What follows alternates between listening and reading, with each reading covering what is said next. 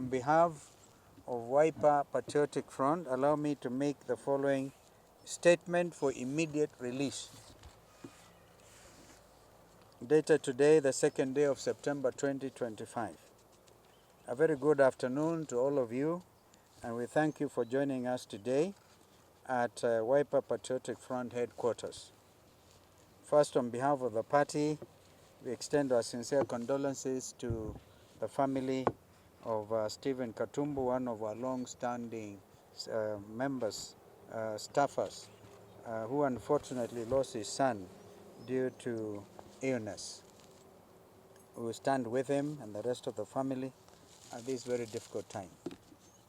Secondly, in our rebrand, we launched a 5-day challenge in mid-August, calling on all creatives, especially our Gen Z talent, to help design the new logo for the Wiper Patriotic Front.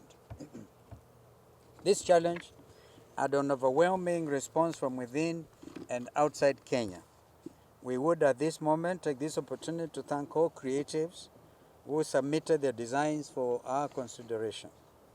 You were inspiring in your thought process, you engaged our imagination, and you also, through your vision, your reimagination of a patriotic front.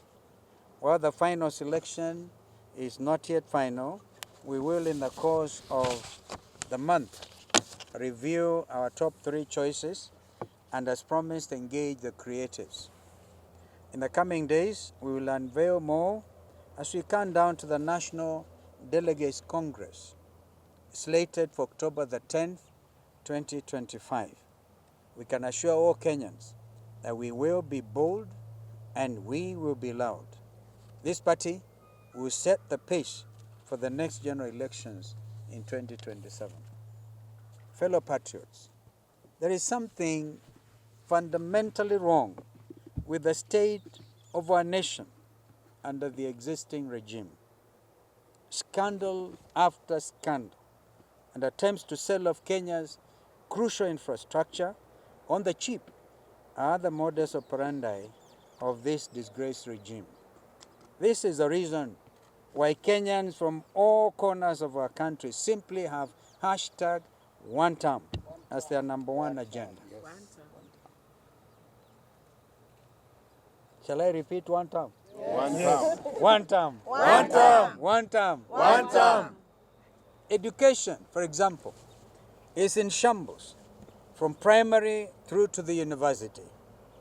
Pupils are being sent home for lack of school fees because of this government's perpetual failure to release capitation funds to schools on time. In the case of the universities, students have received SMSs indicating that their accounts have been credited, only to be turned down on the date of admission. This false information is cruel on Kenyan families, but is the unfortunate methodology of the Ruto regime. This must come to an end.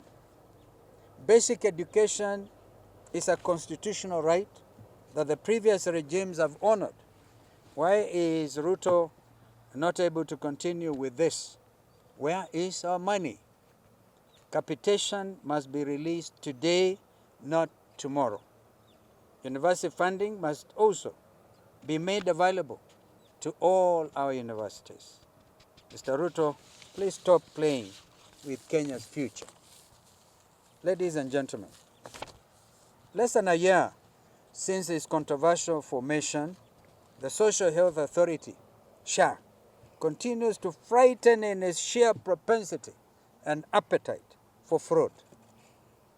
The 10.6 billion shillings was embezzled to non-existent hospitals and fake patient files, while legitimate hospitals, many of which were founded by missionaries and faith-based groups years before our independence, were forced to close due to unpaid genuine claims.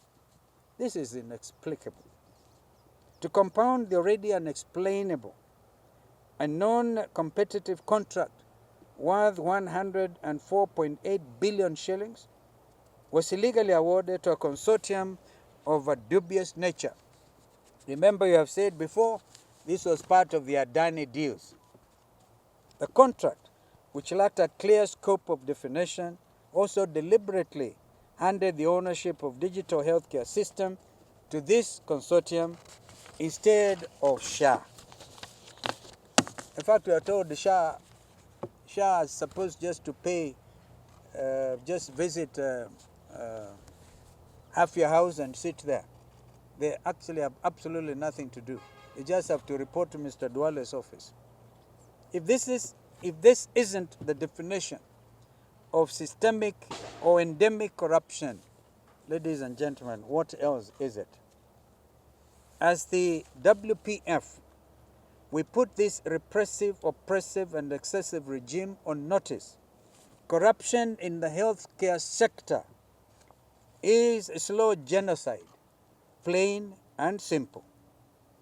As the government in waiting, we will insist on the perpetrators being tried for crimes against humanity.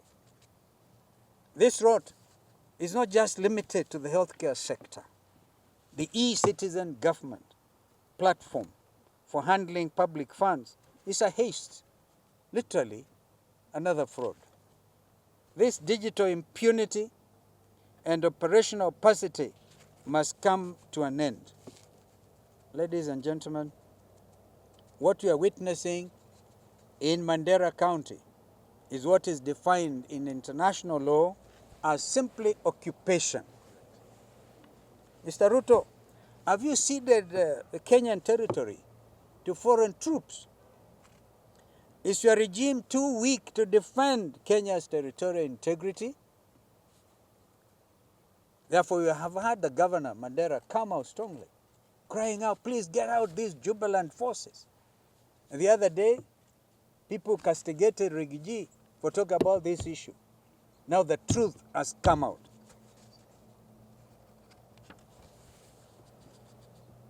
This occupational mentality is equally evident in respect to the East African Portland Cement Company and this party and the community of people of Machakos County, and indeed the whole county, are watching in dismay as they try to sell for a song the East African Portland Company. The same, of course, the people in Kajiado.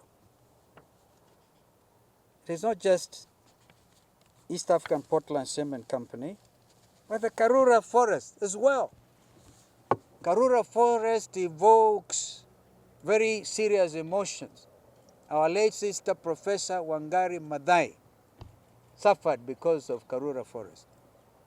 The chairman of CFA, Karura Forest Association, Professor Njuguna, called me yesterday.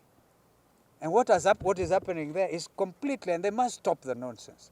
And they want to build a road through Karura. Kenyans have now developed a habit of going for early morning runs and walks. Please stop Karura. Don't deal with Karura Forest. There's a clear agreement between the Forest Association and KFS, Kenya Forest Service. You know, we will be addressing this issue sometimes sentimentally because we cannot have this country go backwards. I now want to deal with political intolerance, which has been on the rise in recent months,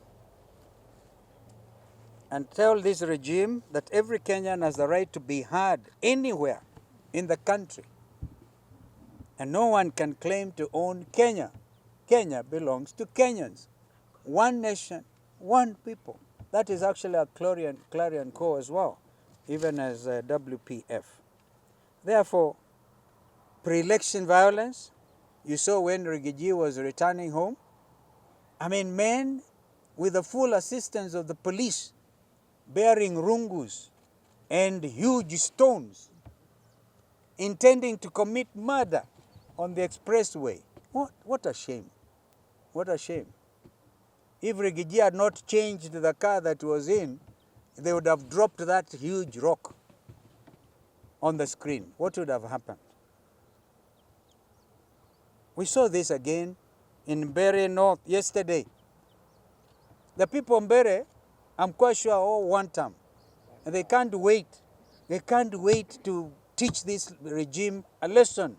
So don't show intolerance. Wait to be defeated in a democratic manner. United opposition will stand together and get this Mandera North seat in a freely, in a very easy manner, and a lot of other some of those other wards and constituencies. I want to mention Wiper Patriotic Front will present a candidate for Kasipul Kabondo. Kasipul, I beg your pardon. Just be Kasipul Kabondo, Kasipul. And I will go to campaign anywhere in Luo Nyanza because these are my friends. They know our history. And no amount of intimidation will come in our way. So, I really cherish defeating both ODM and UDA in Kasipul. Let us meet them. Let us meet them. But we are telling you, even IBC, so far you have existed as a state organization. The new IBC has not bothered to check with United Opposition on the way forward. We will not allow you. We will come to you. We will come to you. Remember we said we are going to have our own parallel IBC. Men and women who are committed to ensuring that this whole business about stealing elections will never happen again in our country. And finally, IBC has announced the start of voter registration from September 29, 2025. Of course, we must remind them, voter registration in accordance with the law is actually continuous. Yeah? But they had stopped the exercise. So, we urge all Kenyans of legal age to get their IDs and register en masse as voters. And particularly, the young Kenyans who have now attained the age of majority, a lot of them, we know there's an attempt to deny you IDs. We will not allow that to happen. Take out the IDs, register, drive home this regime. This is the way we shall rescue and reclaim our beloved nation from this oppressive regime. Together, we shall hashtag Komboa Kenya. So when I say wiper, utanipa, no, one term, Komboa Kenya.